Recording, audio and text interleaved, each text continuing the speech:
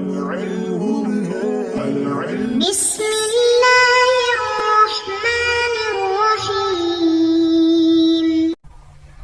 اللهم صل على سيدنا ومولانا محمد افضل صلواتك بعدد معلوماتك وبارك وسلم وصل عليه. بسم اللہ الرحمن الرحیم. عزیز طلباء کرام، مختارات من ادب العرب سے الحمد للہ تعالی آج ہمارا سبق نمبر 23 ہے، اور جو مضمون ہم آج شروع کرنے جا رہے ہیں اس کا عنوان ہے الخطابۃ المعجزۃ. حضور صلی اللہ علیہ وسلم کا زبردست معجز خطاب. اس کی تھوڑی سی وضاحت کر دیتے ہیں کہ یہاں پر اس مضمون کو لانے کی کیا وجہ ہے، اور اس مضمون اس خطاب کا پس منظر کیا ہے.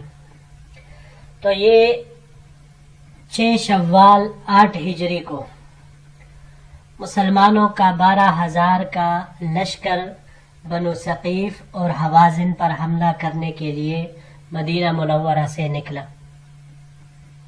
بنو ثقیف یہ طائف پر حکمران تھے، جبکہ حوازن کی آبادی طائف اور مکہ کے درمیان پھیلی ہوئی تھی. اتنے بڑے لشکر کو دیکھ کر پہلی دفعہ چونکہ مسلمان اتنی تعداد میں نکلے تھے تو ان کے دل میں یہ خیال آیا کہ آج تو ہم بہت زیادہ ہے، لہٰذا آج ہم ضرور جنگ جیت لیں گے. تو بظاہر مسلمانوں کی توجہ اللہ کی ذات سے ہٹ کر اپنے کثرت پر پڑی، اور یہ بات اللہ جل شانہ کو ناپسند آئی. اسی لیے جب مسلمان وادی حنین پہنچا یہ لشکر، تو دشمن کی قیادت ایک نوجوان 30 سال کا نوجوان مالک ابن عوف کر رہا تھا، اور اس کے ساتھ عرب کے مشہور شاعر دانشور درید ابن سما بھی شریک تھا، جو لڑنے والوں کو جوش دلاتا تھا اشعار کے ذریعے سے. تو انہوں نے اچانک ناخبری میں ہی حملہ کر دیا، جس کی وجہ سے ابتداءً مسلمانوں کو کافی مشکل پیش آئی، مگر بعد میں اللہ کی مدد اور نصرت شامل حال ہونے پر اللہ جل شانہ نے مسلمانوں کو شاندار فتح نصیب فرمائی. اس جنگ کے اختتام پر مسلمانوں کو بہت زیادہ مال غنیمت ملا. تقریباً 24,000 اونٹ، 20,000 بیڑ بکریاں، 14,000 اوقیہ چاندی اور 6,000 قیدی بطور مال غنیمت مسلمانوں کو یہ حاصل ہوئے. اس کو تقسیم کرتے ہوئے آپ صلی اللہ علیہ وسلم نے ایک ایک قریشی کو 100 درہم یا اس سے زیادہ آپ صلی اللہ علیہ وسلم نے اس کو عطا کیا، مگر ان کو مؤلفۃ القلوب کے طور پر یہ دیا، اور یہ سارا سب کچھ انہی میں تقسیم کر دیا، اور انصار کو اس میں سے کچھ نہ ملا. پھر جب انصار کو اس میں سے حصہ نہ ملا تو لہٰذا اس کی وجہ سے کچھ باتیں انصار میں پھیلنی شروع ہو گئی، جو کہ پہنچتے پہنچتے حضور صلی اللہ علیہ وسلم تک پہنچی. پھر آپ صلی اللہ علیہ وسلم نے ان تمام انصار کو جمع کر کے ان کو یہ خطاب فرمایا، جو کہ ایک ایسا معجز خطاب ہے کہ سنتے ہی بندے کے بالکل رونگٹے کھڑے ہو جاتے ہیں، بدن کے بال وہ سارے کھڑے ہو جاتے ہیں. ایسے عظیم الشان الفاظ کے ساتھ اور ایسے زبردست تعبیر کے ساتھ آپ صلی اللہ علیہ وسلم نے یہ خطاب فرمایا ہے. تو بڑھتے ہیں اپنے سبق کی طرف. عن ابی سعید الخدری رضی اللہ تعالی عنہ قال لما اعطى رسول اللہ صلی اللہ علیہ وسلم ما اعطى من تلك العطايا الكبار في قريش وفي قبائل العرب. حضرت ابو سعید خدری رضی اللہ تعالی عنہ، ان کا نام سعد ابن مالک الانصاری ہے. یہ 84 سال کے عمر میں 74 ہجری میں وفات پائے ہیں. ایک جلیل القدر صحابی ہیں. تو یہ فرماتے ہیں کہ جب آپ صلی اللہ علیہ وسلم نے قریش اور قبائل عرب کو बड़े बड़े तोहफे अता फरमाए। वलम यकुन फिल अंसार मिनहा शैउन, और अंसार सहाबा को उसमें से थोड़ा सा भी हिस्सा नहीं दिया।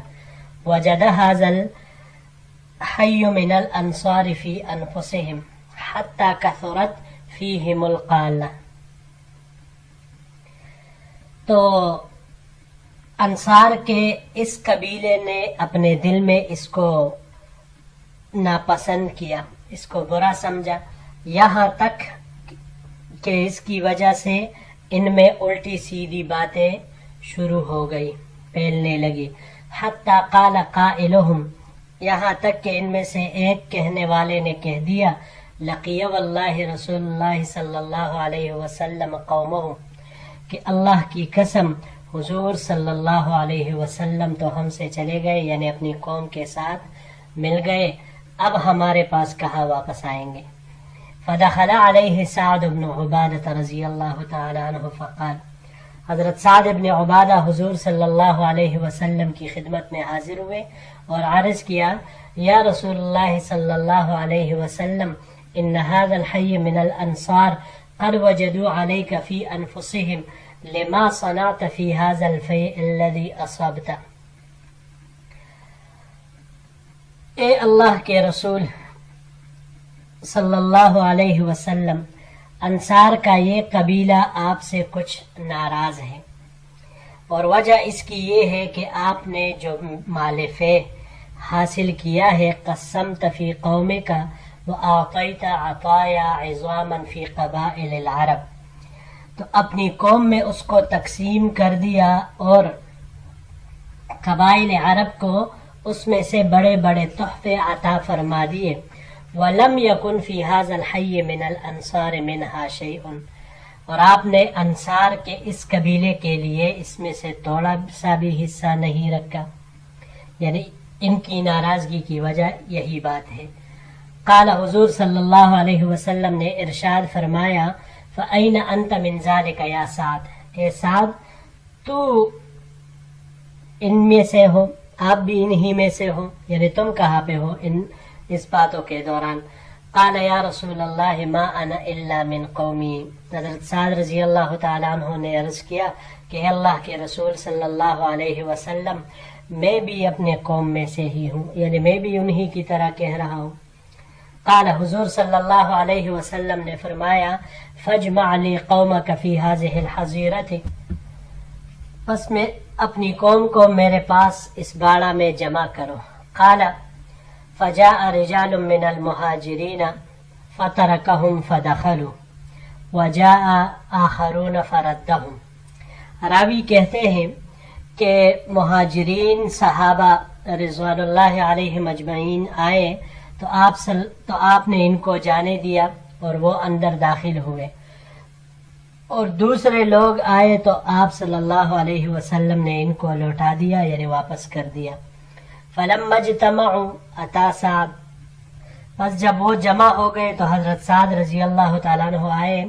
फ़क़ाला, और अर्ज़ किया, क़द इज्तमअ लका हाज़ल हय्य मिनल अंसार, कि अंसार का ये कबीला आपके लिए जमा हो गया है।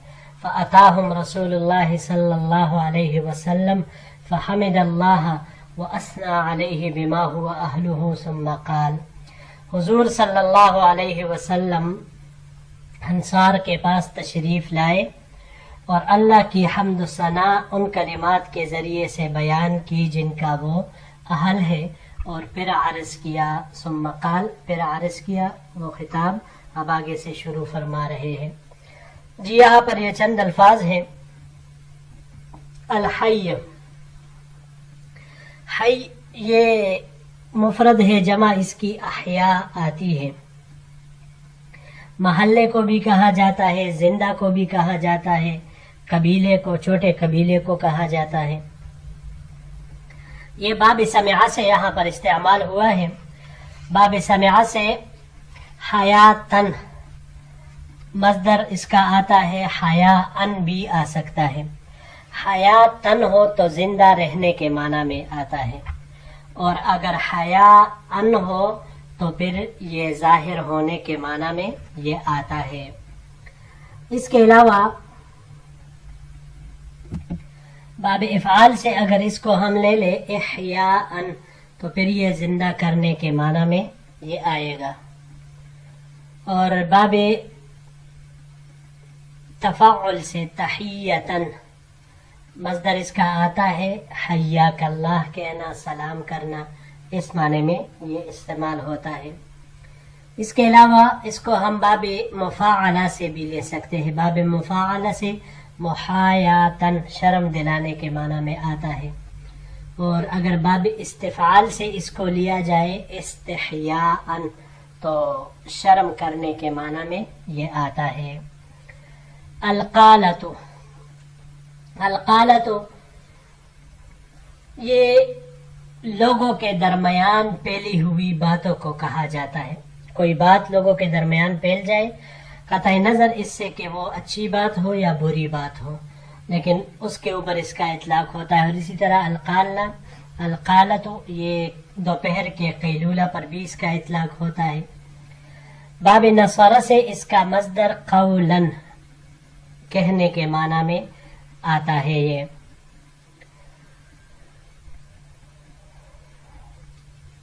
تیسرا لفظ ہے الفیء.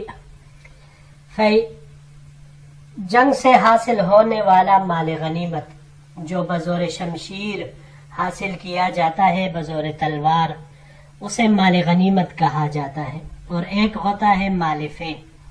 مال فے یہ وہ مال کہلاتا ہے جو مجاہدین کسی علاقے سے بغیر جنگ کے حاصل کرے. تو فرق یہی ہوا کہ مال غنیمت وہ جنگ کر کے حاصل کیا جاتا ہے، اور مال فے وہ بغیر جنگ کے جب مجاہدین اور غازیوں کے حصے میں آ جاتا ہے، اسے مال فے کہا جاتا ہے. یہ باب ضرب سے اس کا مصدر فیئن حاصل کرنے کے معنی میں آتا ہے. اس کو اگر ہم باب تفعیل افعال سے لے لیں تو باب افعال سے لینے کی صورت میں افاعتاً مال غنیمت حاصل کرا دینے کے معنی میں، اور باب تفعیل سے تفیعتاً سایہ دار ہونے کے معنی میں پھر یہ آئے گا. یہ آخری لفظ ہے الحظیرہ. حظیرہ یہ معنی اس کا تو باڑا ہوتا ہے، باڑا، لیکن یہ ہر وہ شے جو آپ کے اور دوسرے کے درمیان حائل ہو اسے حظیرہ کہا جاتا ہے. حضرہ سے ہے باب ضربہ سے حضرن، یہ باڑا میں روکنے بند کرنے کے معنی میں یہ آتا ہے. جی عزیز طلباء کرام، یہی تک ہمارا آج کے اس مضمون کا یہ حصہ، یہ سبق تھا. انشاءاللہ العزیز باقی چونکہ خطاب وہ ایک ساتھ ہے تو لہٰذا اس کا مزہ بھی ایک ساتھ پڑھنے میں آئے گا، تو اسی وجہ سے ہم اس کو اگلے درس میں انشاءاللہ العزیز پڑھیں گے.